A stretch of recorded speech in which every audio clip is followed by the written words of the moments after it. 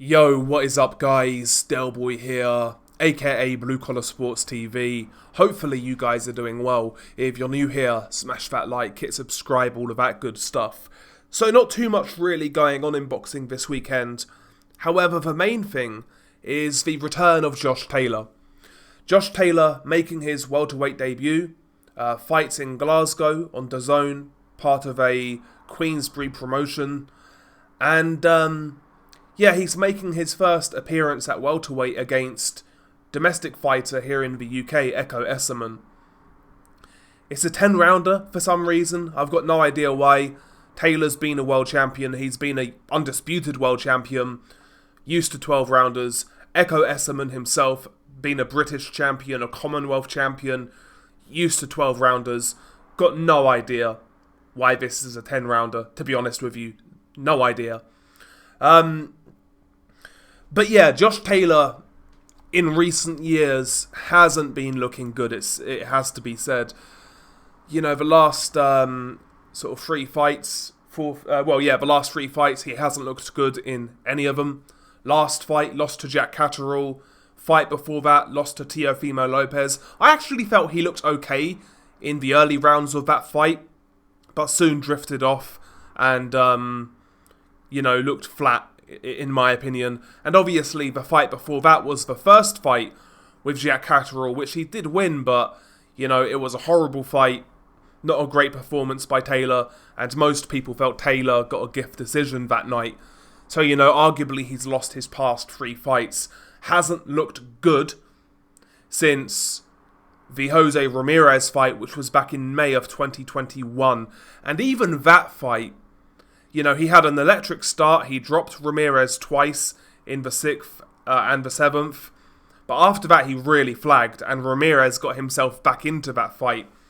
So we haven't seen Taylor look good for a long, long time, it has to be said. For reasons for that, who knows? There's been speculation about Taylor not living the life outside the ring. Plus there's the weight cut. Josh Taylor's a big dude, he's 5'10", there or thereabouts. Making 140 couldn't have been easy. People have been talking about Taylor going to welterweight for the best part of 4 years, ever since the Jose Ramirez fight. I don't know really why he stuck around for so long at super lightweight, personally. He becomes undisputed. You would think at that time it would be time to move up. But that wasn't the case. He stuck around and paid the price for it, maybe. Regardless, he's 34 years old. He has had some hard fights, in his career. The Catterall fights, the Lopez fight, the Ramirez fight, the Prograis fight, the Baranchik fight, even the Victor Postal fight wasn't easy. Taylor's had some hard fights. He's fought top competition, hard training camps, 34 years old. What does he have left? I think this is a good sort of fight to gauge where he's at. His opponent, Ekow Essuman. Now, for those who are in the States or are an international viewer or listener to this video, Ekow Essuman isn't a world beater. He isn't.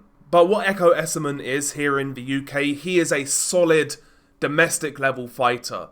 And there are domestic fighters and there are domestic fighters. There are domestic level, quote-unquote domestic level fighters who snag like a British title or a Commonwealth title, but they're not really at that level. They don't really hold on to it for long and they get found out quick.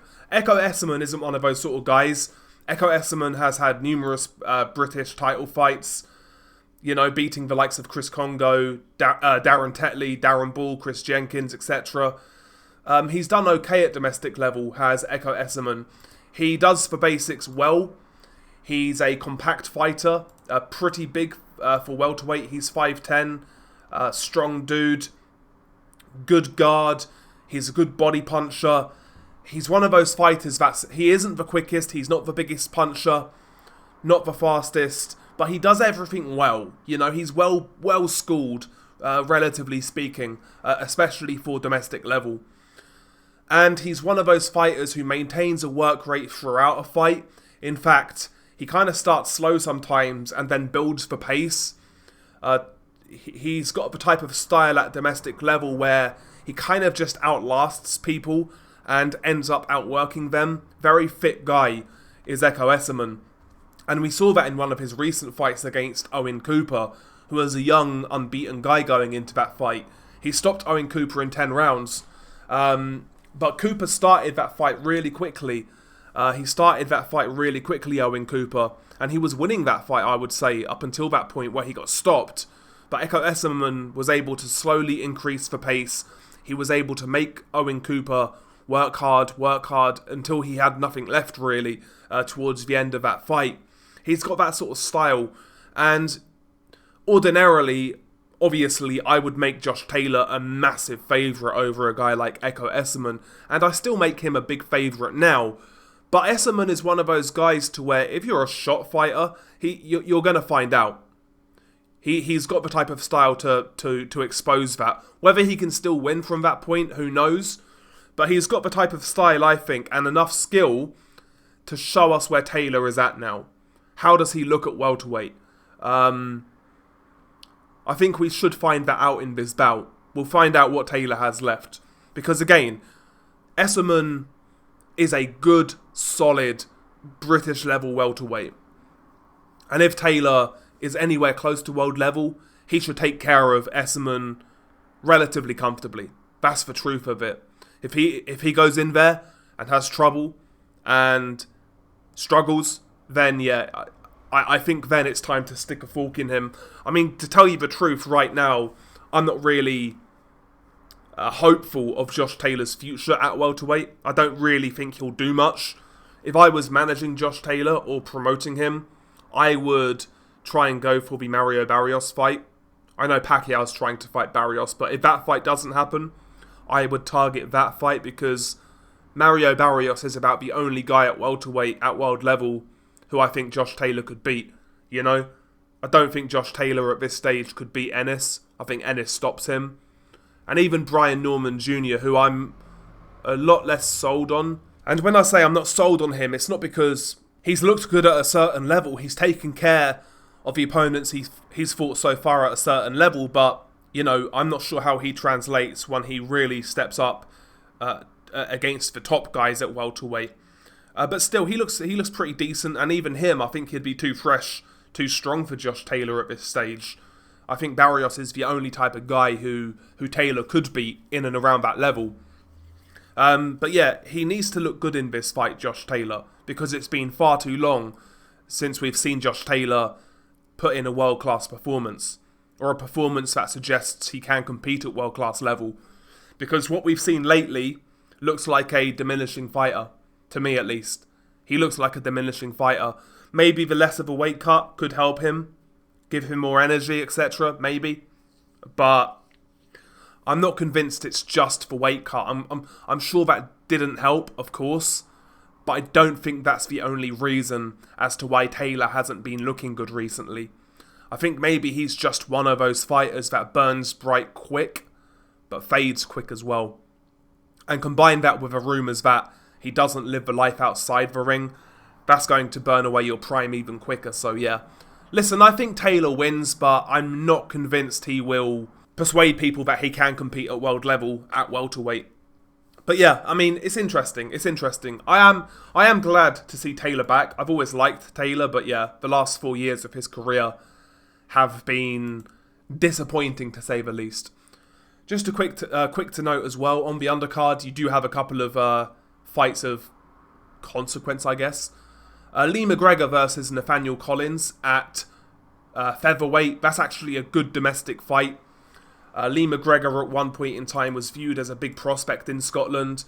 Never really worked out. He was a European champion, so he's done okay, but, you know, Lee McGregor hasn't hit the heights that people expected.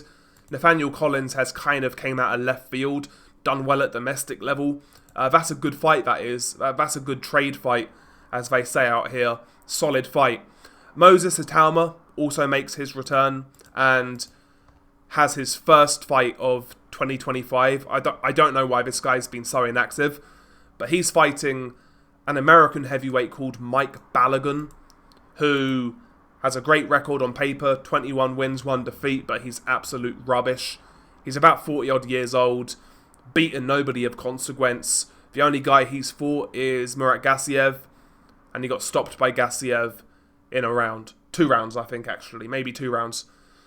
But yeah, so yeah, that's a rubbish opponent for Moses Itauma. Rubbish. I don't mind an opponent like that if you're being super active, but the reality is this is Itauma's first fight of 2025, and it's not a great opponent. It's not a great opponent. But, is what it is. Outside of that, the card is, pretty shit, to be honest. Nothing there that takes my fancy, so to speak.